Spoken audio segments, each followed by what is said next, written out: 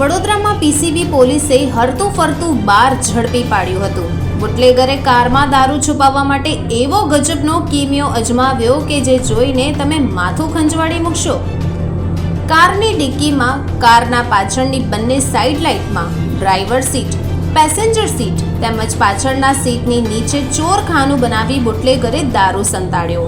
Vadodara PCB પોલીસે બાતમીના આધારે ₹2,91,000નો વિદેશી દારૂ ઝડપી પાડ્યો। સારાભાઈ કમ્પાઉન્ડમાં દારૂના કટિંગ સમયે જ પીસીબીની ટીમ ત્રાટકી 2 વર્ષથી ફરાર બુટલેગર અનિલ પાંડે સહિત 3 શખ્સોને પોલીસે ઝડપી પાડ્યા। પોલીસે ક્રેટા અને i20 કારમાંથી દારૂની બોટલોનો જથ્થો કબજે કર્યો।